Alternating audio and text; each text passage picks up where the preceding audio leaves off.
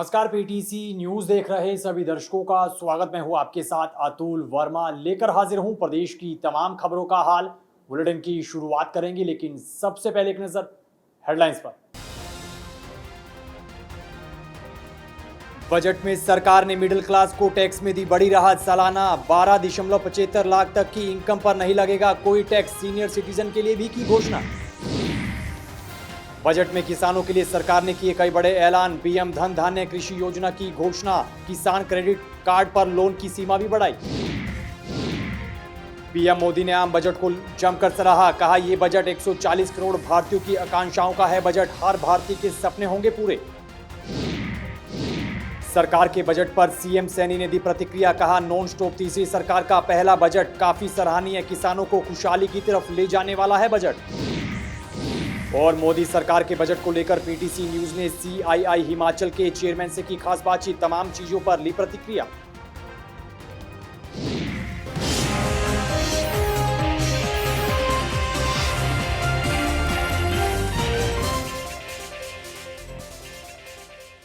तो चलिए बुलेटिन का आगाज करेंगे बजट से जुड़ी तमाम खबरों के साथ। प्रधानमंत्री नरेंद्र मोदी के तीसरे कार्यकाल के पहले बजट में मिडिल क्लास को बड़ी सौगात देते हुए सरकार ने टैक्स में बड़ी राहत दी है।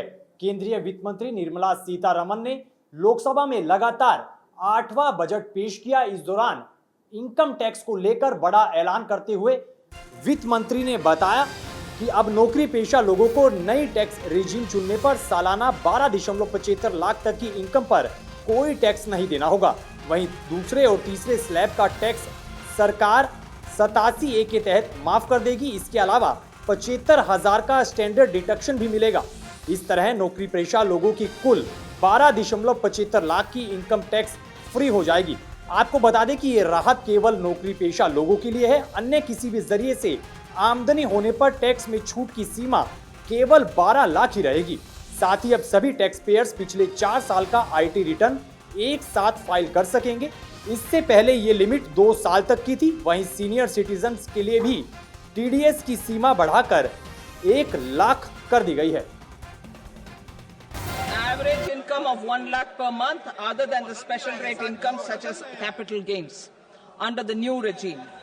This limit will be 12.75 lakh for salaried taxpayers due to the standard deduction of 75,000.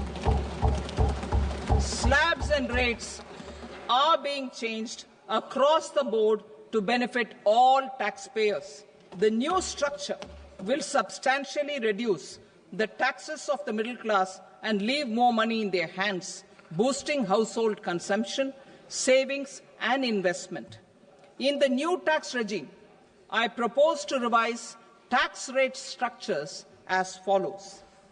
0 to 4 lakh rupees nil, 4.8 lakh rupees to 4 to 8 lakh rupees 5%, 8 to 12 lakh rupees 10%, 12 to 16 lakh rupees 15%, 16 to 20 lakh rupees 20%, 20 to 24 lakh rupees 25%, and above 24 lakh rupees 30%.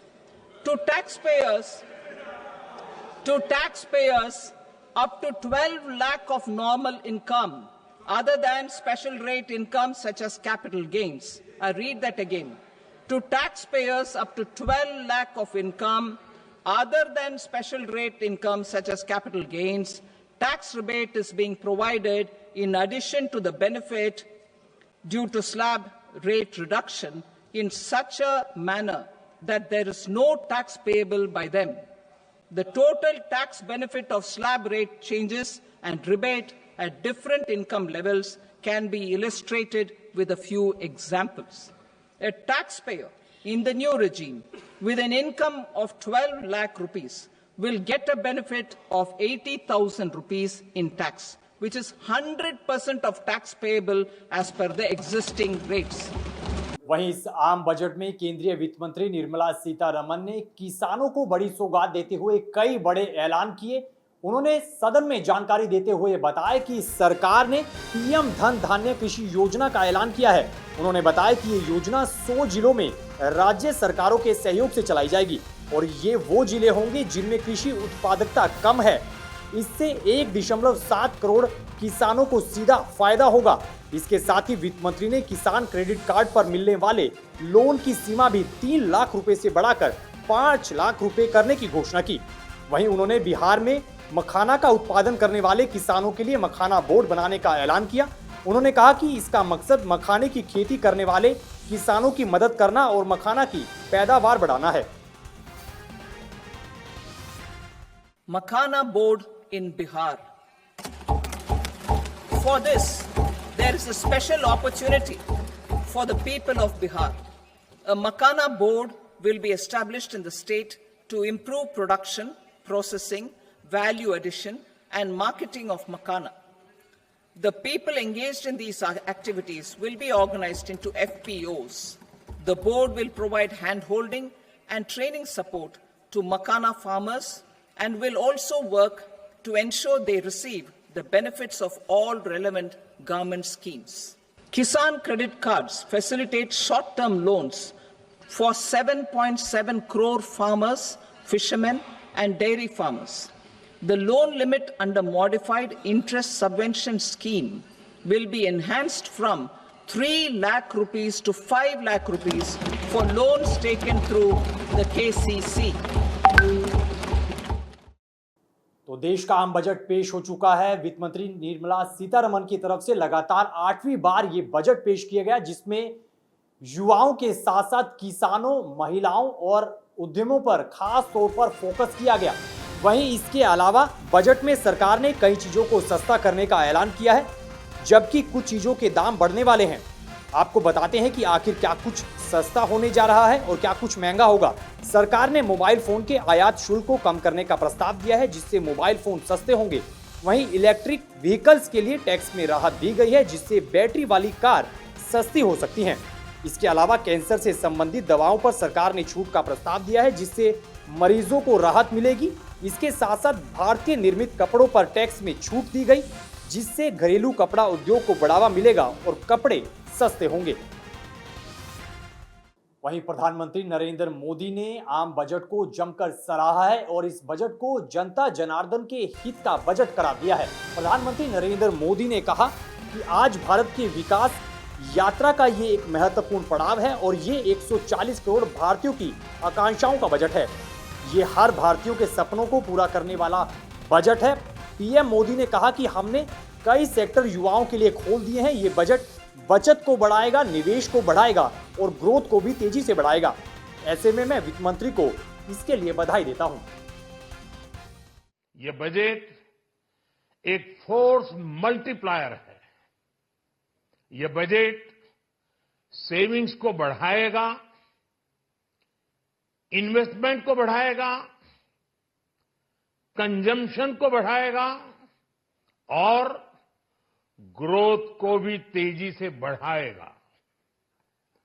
मैं वित्त मंत्री निर्मला सीतारमण जी और उनकी पूरी team को इस जनता जनार्दन का budget, peoples का बजट, इसके लिए बहुत बहुत बधाई देता हूं। साथियों, आमतौर पर बजट का फोकस इस बात पर रहता है कि सरकार का खजाना कैसे भरेगा, लेकिन ये बजट उससे बिल्कुल उल्टा है। लेकिन ये बजट देश के नागरिकों की जेब कैसे भरेगी, देश के नागरिकों की बचत कैसे बढ़ेगी और देश के नागरिक विकास के भागीदार कैसे बनेंगे, ये बजट इसकी एक बहुत मजबूत नींव रखता है। साथियों, इस बजट में रिफॉर्म की दिशा में महत्वपूर्ण कदम उठाए गए हैं। न्यूक्लियर एनर्जी में प्राइवेट सेक्टर को बढ़ावा देने का निर्णय बहुत ही ऐतिहासिक है। ये आने वाले समय में सिविल न्यूक्लियर एनर्जी का बड़ा योगदान देश के विकास में सुनिश्चित करेगा। सरकार के बजट पर प्रतिक्रियाओं का दौर अब शुरू हो चला है। ऐसे में हरियाणा के मुख्यमंत्री नायब सिंह सैनी ने बजट पर प्रतिक्रिया देते हुए बजट की जमकर सराहना की है और इस बजट को देश हित का बजट बताया है। सीएम सैनी ने कहा कि नॉन स्टॉप तीसरी सरकार का पहला बजट काफी प्रशंसनीय है। सीएम सैनी ने कहा कि ये बजट देश के युवाओं, गरीबों, किसानों और महिलाओं का बजट है और खास तौर पर किसानों को खुशहाली की तरफ ये बजट ले जाने वाला है। इस दौरान उन्होंने विपक्ष पर जमकर चुटकी भी ली है। मैं आदरणीय निर्मला सीतारमण जी, जिन्होंने देश के यशस्वी प्रधानमंत्री आदरणीय नरेंद्र मोदी जी के नेतृत्व में ये तीसरी सरकार का, नॉन स्टॉप तीसरी सरकार का ये पहला बजट जो दिया है, मैं उसकी पूरी पूरी प्रशंसा करता हूं। ये बजट ये देश के गरीब, ये देश के युवा, ये देश के अन्नदाता, ये देश की नारी के सशक्तिकरण, युवाओं को रोजगार के लिए, किसान को खुशहाली की तरफ ले जाने वाला बजट और गरीब का उत्थान करने वाला बजट, ये नरेंद्र मोदी जी की सरकार ने जो नॉन स्टॉप तीसरे कार्यकाल का पहला बजट दिया है, इसकी मैं पूरी पूरी प्रशंसा करता हूं। मुझे खुशी है कि यह बजट हरियाणा के कृषि क्षेत्र और उद्योग को भी लाभ तथा नए रोजगार के अवसर प्रदान करेगा। इस बजट के अंदर किसानों को किसान क्रेडिट कार्ड की सीमा जो 3 लाख रुपए थी, उसको 5 लाख रुपए करने का जो निर्णय किया है, वो सराहनीय निर्णय है। मेरे किसानों को इसका लाभ मिलेगा। कपास के किसानों को भी 5 लाख रुपए तक कम ब्याज पर कर्ज उपलब्ध करवाना भी एक अच्छा निर्णय इस बजट के अंदर लिया गया है। छोटे व्यापारियों के लिए भी इस बजट के अंदर क्रेडिट सीमा 5 लाख रुपए तक करने से छोटे व्यापारियों को मजबूती मिलेगी। इस निर्णय की भी मैं प्रशंसा करता हूं। इसी कड़ी में हरियाणा के कैबिनेट मंत्री अनिल विज और प्रदेश के कृषि मंत्री श्याम सिंह राणा ने भी बजट पर अपनी प्रतिक्रिया दी है और पीएम मोदी के नेतृत्व का खास तौर पर जिक्र करते हुए जमकर सराहना बजट की है। इस दौरान उन्होंने क्या कुछ कहा, चलिए सुनिए। ये बहुत ही बेहतरीन बजट, सर्वांगीण विकास का बजट, हर वर्ग के फायदे का बजट पेश होने की उम्मीद है, क्योंकि बहुत अनुभवी वित्त मंत्री हैं। जब से भारतीय जनता पार्टी की सरकार आई है, तब से ये वित्त मंत्री हैं और देश के अर्थव्यवस्था में बहुत सुधार हुआ है। और इस बार तो जीएसटी में, इनकम टैक्स के कलेक्शन में बहुत बढ़ोतरी हुई है। इंफ्रास्ट्रक्चर में, इंडस्ट्रियल ग्रोथ में, एमएसएमई में काफ़ी पैसा लगाया जा सकता है और मुझे उम्मीद है कि लगाया जाएगा, ताकि रोजगार मिले और देश तरक्की करे। लेकिन जब से भारतीय जनता पार्टी आई, उसने किसानों की तरफ पूरा रुझान दिखाया। सबसे पहले तो उन्होंने ये काम किया, भाई जिसकी फसल है, जिसका अनाज है, मंडी में बिकता था, पैसे उसके खाते में नहीं आते थे, पैसे आड़तियों के खाते में आते थे। ये सबसे बड़ा काम किया, भाई जिसका माल उसी के पैसे, ये भारतीय जनता पार्टी ने किया। और दूसरा, हमारे यहाँ 2000 रुपये देश के प्रधानमंत्री की तरफ से किसान निधि एक बड़ा सहयोग है। अब बड़ा फार्मर है, वो तो शायद इसको बड़ा अच्छा बड़ा ना माने, लेकिन कैसे किसान है देश में जो आधे एकड़ के हैं, उनको भी 2-2 हज़ार मिलते हैं। मैं समझता हूँ प्रधानमंत्री जी की इस योजना से जो कृषि क्षेत्र में जिस पे एक कनाल भी है, उसको भी 2,000 मिलते हैं। वो समझते हैं इसकी वैल्यू, भाई ये कितना बड़ा काम देश के प्रधानमंत्री जी ने किया। इधर कांग्रेस ने सरकार के इस आम बजट पर जमकर निशाना साधा है। हरियाणा कांग्रेस की सांसद कुमारी सैलजा ने इस बजट को लेकर प्रतिक्रिया देते हुए कहा कि बजट में देश के लोगों के लिए कुछ भी खास नहीं है, कोई बड़ी घोषणा हरियाणा के लिए नहीं की गई है, बल्कि चुनावों को देखते हुए ये बड़े ऐलान किए गए हैं। वहीं दूसरी तरफ भाजपा सांसद नवीन जिंदल ने इस बजट को जमकर सराहा है। टैक्स के बदलाव तो ठीक है, लेकिन जो हमारे किसान को एमएसपी चाहिए था वो नहीं दिया। और न्यूक्लियर की बात की, हरियाणा में हमारा गोरखपुर का न्यूक्लियर प्लांट कब से पड़ा है, उस पर कुछ हो नहीं रहा। बहुत से मुद्दे हैं, गरीबों के आवास के लिए कोई बात नहीं, मनरेगा की कोई बात नहीं। अभी आगे देखेंगे, चुनाव है बिहार दिल्ली, उसके लिए ये सब नजर आ रहा है। बिहार को विशेष दिख ही रहा है, साफ दिख रहा है, और कहीं किसी की कोई बात ही नहीं। हरियाणा को कुछ मिला नहीं। जो है वो ग्रीन एनर्जी होती है, उसके अंदर कोई भी CO2 नहीं बनता, तो वो भी एक बहुत महत्वपूर्ण कदम है। इस तरह के सैकड़ों कदम इस बजट के अंदर उठाए गए हैं, जिससे मैं समझता हूं कि हमारे देश को एक विकसित राष्ट्र बनने का जो हमारा लक्ष्य है, उसकी तरफ ये बजट हमें लेके जाएगा। इधर बजट को लेकर आम लोगों की तरफ से भी प्रतिक्रियाएं निकल कर आई हैं। भिवानी में लोगों की तरफ से बजट पर प्रतिक्रियाएं दी गई हैं और इनकम टैक्स में छूट को लेकर लोगों ने खुशी जाहिर की है। इस दौरान किसानों, महिलाओं और अन्य लोगों ने क्या कुछ कहा है, ये भी देखिएगा। क्रेडिट कार्ड की सीमा 3 लाख से 5 बढ़ाई है, इससे हम संतुष्ट हैं। और जो जल जीवन मिशन है 2028 तक बढ़ाया है, इसके लिए हम संतुष्ट हैं। मैं ताल्लू गांव से खेती करता हूं, किसान हूं मैं, और हम इससे संतुष्ट हैं। नाम क्या सर? अशोक कुमार नाम है मेरा, ताल्लू गांव है। देखिए, जो आज बजट आया है, व्यापारियों के लिए सरकार ने बहुत सी घोषणाएं की है, बहुत सी अच्छी घोषणाएं की है, और उम्मीद करता हूं कि इनको इम्प्लीमेंट भी किया जाएगा। तो मैं मानता हूं कि जो लघु और सक्षम उद्योग है, उसको जो रोजगार थे हमारे 7.5 करोड़, उसको दोगुना किया गया। बहुत अच्छी पहल है सरकार की, क्योंकि इससे व्यापार बढ़ेगा, रोजगार बढ़ेगा, दोनों चीज़ बढ़ेगी। और हमारे किसान भाइयों के लिए जो किसान क्रेडिट कार्ड था, उसकी आय 3 लाख से बढ़ाकर 5 लाख उसको किया गया, उसकी लिमिट को। बहुत अच्छी पहल है सरकार की। और जो महिला उद्यमी है, हमारी महिला बहनें हैं जो व्यापारन हैं, उनको 5 वर्षों के दौरान सरकार 2 करोड़ का ऋण देगी। बहुत अच्छी पहल है, इससे रोजगार भी बढ़ेगा और व्यापार भी बढ़ेगा। और सरकार ने जो गारंटी कवर है 5 करोड़ से बढ़ाकर 10 करोड़ किया है, ये भी बहुत अच्छी पहल है। LED LCD के दाम सस्ते होंगे, और जो जीवन रक्षक दवाइयाँ हैं 36 प्रकार की लगभग, उनको भी सस्ता किया जाएगा। बहुत अच्छी पहल है सरकार की। मैं इस बजट की सराहना करता हूँ, क्योंकि सरकार ने बहुत अच्छा बजट निकाला है, और उम्मीद है इसको जल्दी इम्प्लीमेंट भी किया जाएगा, घोषणाएं न रहकर। बजट बहुत सराहनीय है। कर्मचारियों को काफ़ी रिलैक्सेशन दी गई है, 12 लाख तक नील कर दिया गया है, तो बहुत ही बढ़िया मध्यम वर्ग के लिए उपयोगी रहेगा ये बजट।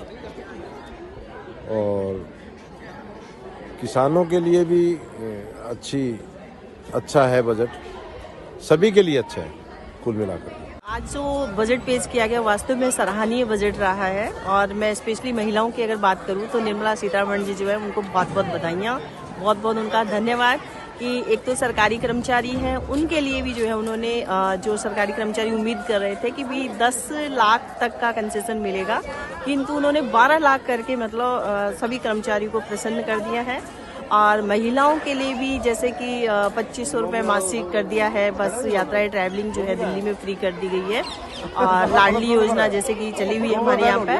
और इसके अलावा जो है गवर्नमेंट ने जो है कृषि क्षेत्र में भी जो क्रेडिट कार्ड जो की सीमा थी 3 लाख की सीमा थी, उसको बढ़ा करके 5 लाख कर दी गई। ये भी एक बहुत ही सराहनीय कदम मानती हूँ मैं। और इसके अलावा जो तुहर और अरहर की जो खेती है, उस पर स्पेशल इन दोनों दालों पर विशेष फोकस किया गया है कि इसकी उत्पादन में वृद्धि की जाए। और इसके अलावा जो है अतिरिक्त मैं बात करूंगी, कॉटन की बात करती हूँ, कपास की बात करती हूँ, जो हमारे यहाँ गुजरात में सर्वाधिक मिलती है। तो अब केंद्र सरकार ने जो है एक जो योजना आगामी 5 सालों के लिए कि मैक्सिमम जो है कॉटन की खेती जो है मैक्सिमम की जाएगी अगले 5 सालों तक जो है, एक ताकि कपड़ा उद्योग जो, क्योंकि अभी कोरोना काल में जो स्थिति थी उस समय क्या था कि कपड़ा जो था उसका प्रोडक्शन जो है उसमें काफ़ी गिरावट आई थी, डाउनफॉल हो रहा था, कपड़ा में सच में बहुत ज़्यादा गिरावट आ रही थी। तो वो जो है कॉटन उद्योग जब हमारा बढ़ेगा तो उससे जो है व्यापारियों के लिए भी बहुत ही राहत मिलेगी। आज जैसे निर्मला सीतारमण जी ने इस वित्त वर्ष के लिए आगे के लिए बजट पेश किया है, उसके अंदर उन्होंने बहुत ही काफ़ी अच्छे रिलीफ दिए हैं जो कि आम टैक्स पेयर के लिए बहुत ही बेनिफिशियल हैं। सबसे पहला रिलीफ तो जो टैक्स की सीमा है उसको बढ़ा के 12 लाख रुपए तक कर दिया है कि 12 लाख रुपए तक की इनकम पे अब किसी प्रकार का कोई भी टैक्स नहीं दिया जाएगा, जो कि पहले ये सीमा 7 लाख रुपए थी। और स्लैब में भी चेंज किया गया है। स्लैब में जहाँ तक पहले 3 लाख रुपए तक कोई टैक्स नहीं देना होता था, अब वो सीमा को बढ़ा के 4 लाख रुपए तक कर दिया है। यानी कि 4 लाख रुपए तक कोई टैक्स नहीं, 4 लाख से 8 लाख, 8 से 12 और 12 से 16, 16 से 20 और 20 से 24 तक इस रेशो में आगे टैक्स लगेगा और 5% बढ़ता जाएगा। और 24 लाख से ऊपर की आय वालों पे 30% टैक्स प्रपोज्ड किया है, जो कि बहुत ही अच्छा रिलीफ है टैक्स पेयर को। काफ़ी सारे लोगों की शिकायत रहती थी कि एग्जम्पशन लिमिट को बढ़ाया जाना चाहिए, और इस बजट में ये सब उनकी शिकायतों को दूर कर दिया गया है। और जैसे कि सीनियर सिटीजन के लिए जो उनका टैक्स कटता था, टीडीएस कटता था, उन्हें रिटर्न भर के रिफंड लेने में थोड़ा सा असहज महसूस होता था, उस लिमिट को भी बढ़ा के 50,000 से 1 लाख कर दिया है। पहले उनका टीडीएस 50,000 पे कटता था, जो कि अब 1 लाख पे कटेगा।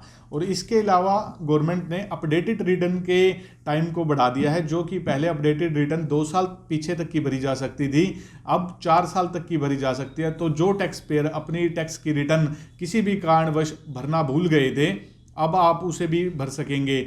और सबसे बड़ा पॉइंट जो कि फाइनेंस मिनिस्टर ने शुरू में ही कहा कि एक नया बिल इंट्रोड्यूस किया जाएगा, जो कि अगले ही हफ्ते आ जाएगा। जैसा कि आप जानते हैं, ये इनकम टैक्स एक्ट 1961 से बना हुआ है। इसमें काफ़ी बार अमेंडमेंट हुई, अमेंडमेंट हर साल होती रहती हैं, लेकिन अब एक नया बिल जिसकी उम्मीद जताई जा रही है कि अगले हफ्ते ही आ जाएगा, उसमें बहुत ही अच्छे चेंजेस होंगे, बहुत ही अच्छी उसके अंदर क्लैरिफिकेशन होगी, जिससे टैक्स पेयर को भी और डिपार्टमेंट को भी दोनों को सुविधा महसूस होगी। तो इस बजट को लेके बहुत ही अच्छा रिस्पॉन्स आएगा। मोदी सरकार के तीसरे कार्यकाल का पहला बजट पेश हो चुका है। इसी कड़ी में पीटीसी न्यूज ने सीआईआई हिमाचल प्रदेश के चेयरमैन नवेश नरूला के साथ खास तौर पर बातचीत की है। इस दौरान उन्होंने क्या कुछ प्रतिक्रिया दी है, देखिए। मेरे साथ इस वक्त मौजूद हैं सीआईआई हिमाचल के चेयरमैन नवेश नरूला जी। आज केंद्रीय वित्त मंत्री निर्मला सीतारमण ने बजट पेश किया और इसमें कहीं ना कहीं ये कहा जा रहा है, और ये जो देखने में भी आया है, कि मध्यम वर्ग को एक बड़ी राहत मिली है। इसके साथ ही साथ युवाओं के लिए क्या है, नौकरी पेशा के लिए क्या है, किसानों, महिलाओं के लिए क्या है, एक आम इंसान की नज़र से हम समझने की कोशिश करेंगे कि इन विभिन्न वर्गों के लिए, यानी हमारे लिए इस बजट में क्या कुछ है। नवेश नरूला जी, पीटीसी न्यूज़ में आपका स्वागत है। पहले तो मुझे ये बताइए कि हमें क्या मिला। सबसे बड़ा जो सब आप ही ने बोला, जैसे कि मिडिल क्लास को जो टैक्स एग्जेम्पशन लिमिट है ये बढ़ा दिया गया है 12 लाख, तो इससे हमारे हाथ में थोड़ी सी सरप्लस इनकम रहेगी, जो हम गवर्नमेंट को टैक्स दे देते थे फॉर डेवलपमेंट पर्पस, और वो तो ये सरप्लस इनकम जब हमारे हाथ में आएगी तो एक कॉमन मैन थोड़ा सा खर्चा स्पेंड कर पाएगा, तो उससे ये पूरा जो इकोसिस्टम को बेनिफिट मिलेगा। आप जब खर्चा करेंगे तो जो आप सामान खरीदेंगे उसका मैन्युफैक्चरिंग बढ़ेगी, जब वो बढ़ेगी तो लॉजिस्टिक्स को, कारों की बिक्री, सब कार ले लें तो कारों की बिक्री बढ़ेगी। कार की जब बिक्री बढ़ेगी तो उनके ऑटो कंपोनेंट में जो ऑटो इंडस्ट्री है उसको बूस्ट मिलेगा। जब ऑटो इंडस्ट्री को मिलेगा तो उनका रॉ मटेरियल है, फिर सप्लाई चेन में बूस्ट मिलेगा। तो ये पूरा जो इकोसिस्टम है इसको मिलेगा, और इनडायरेक्टली सरकार को भी इससे फ़ायदा होगा कि उनका जीएसटी कलेक्शन बढ़ जाएगा। सो कहीं ना कहीं गवर्नमेंट चाहती है कि लोग खर्चा करें, और खर्चा करें तो इकोनॉमी में जब पैसा आएगा तो वो एक दूसरे के हाथ एक्सचेंज होंगे, तो उससे सबको फ़ायदा होगा, पूरा इकोसिस्टम को फ़ायदा होगा। सरकार को तो देखिए अपना कैश फ्लो और ये फिस्कल डेफिसिट और जो भी फाइनेंस के जो इकोनॉमिक पैरामीटर्स हैं उसको अपने कंट्रोल में रखना पड़ता है। जो सरकार आप वैसे भी आप देख रहे हैं कि आप अगर ये स्टेप नहीं लेती, आप तो चीज़ें खरीदते थे, सब कुछ होता था, तभी भी सरकार को होता था। आज आपको एटलीस्ट एक सिटीज़न होने के, जो टैक्स पेयर है, एक जो रिस्पेक्टेड सिटीज़न है, उसको एक थोड़ा सा फ्री हैंड मिलेगा, वो खर्चा अपना कर सकता है, और उसको एक उसको ये नहीं लगेगा कि कि मैं पीछे रह गया। लोग कईयों के पास बहुत पैसा है, वो मैं पीछे रह गया हूँ, मैं ये चीज़ें नहीं खरीद सकता हूँ। कई लोग फिर उसके बीमारियाँ भी हो जाती हैं लोगों को, तो अब उनके थोड़े हाथ खुल जाएंगे and definitely it will help. Sir मुझे एक चीज़ और समझनी है, जैसे 12 लाख तक का जैसे कोई मतलब छूट है पूरी तरह, उसके बाद का जो स्लैब है वो थोड़ा आसान भाषा में आप समझा पाएंगे? आसान ये इसका जो डिटेल्स तो अभी आए नहीं है हमें कुछ हमेशा जब आपकी टैक्सेबल इनकम होती है, आप जितना अर्निंग करते हैं उसके आपको डिफरेंट रेट्स में उसको आपको टैक्स भरना पड़ता है। जैसे कई हाई नेट इनकम है तो उनको 30% हो जाता है सेस वेस लगा के। तो इन्होंने सरकार ने इसके स्लैब्स के भी रेट्स चेंज किए हैं। तो इससे आप तो क्या हाँ, तो आपका उधर भी कहीं ना कहीं आपको फ़ायदा होगा। अगर आप पहले लेट्स से आप जब उन्होंने स्लैब का, जैसे अगर मैं बोलूँ 1 लाख से 5 लाख, अगर वो स्लैब आप 7 लाख कर देते हैं तो आप कहीं ना कहीं आपका जो टैक्स रेट है, जो आपको पहले हायर रेट में जो टैक्स पड़ता था, अब वो कम रेट में हो जाएगा स्लैब चेंजेस से। हाँ, तो इनडायरेक्टली कहीं ना कहीं उसका मतलब इधर भी जैसे ऑनरेबल फाइनेंस मिनिस्टर ने एग्जांपल दिया था, यहाँ पे भी आपको थोड़ा बहुत टैक्स में सेविंग होगी। 12 लाख के लिमिट के बाद आप जब आपका स्लैब बढ़ जाता है तो आपका टैक्स रेट, आप नीचे के स्लैब में आ जाएंगे तो आपका टैक्स रेट कम हो जाता है। ओके ओके सर, अब मैं थोड़ा सा अलग अलग जैसे किसानों पर बात कर लेते हैं, क्योंकि इधर भी चल भी रहा है बहुत ज़्यादा, है ना। तो मैं ये जानना चाहती हूँ कि किसानों को क्या मिला है, या किसानों को किस तरह से बजट में फ़ायदा मिला है? देखिए, मेरे को इस बजट में नॉर्मली हम बजट्स में जनरली सुनते थे कि किसानों को सब्सिडी दे दी गई है, बट आपने देखा होगा इस टाइम सरकार का फोकस सब्सिडी में ज़्यादा नहीं था, बल्कि किसानों की जो पैदावार है उसको कैसे बढ़ाना, उनका अपग्रेडेशन करना, उनको लेटेस्ट टेक्नोलॉजी से उनको मतलब उनको इंट्रोड्यूस करना, सो दैट उनको ये नहीं हो कि सब्सिडी के लिए वो रहें, अपना वो एफिशिएंसीज इम्प्रूव कर दें, अपनी वो पैदावार की कॉस्टिंग कम कर दें, सो दैट उनको ईल्ड भी ज़्यादा मिले उनका जो। तो ये इनडायरेक्टली सरकार का फोकस इसमें यही है। इस बार उन्होंने जो एग्रीकल्चर के लिए काफ़ी डिस्ट्रिक्ट सेंटर्स कर रहे हैं, तो किसानों को एजुकेट करना कि आप कैसे आपकी ईल्ड बढ़ा दें, या आपके पैदावार जो आपके जो भी आप जैसे टमाटर उगाते हैं, आप टमाटर की ईल्ड कैसे बढ़ा सकते हैं।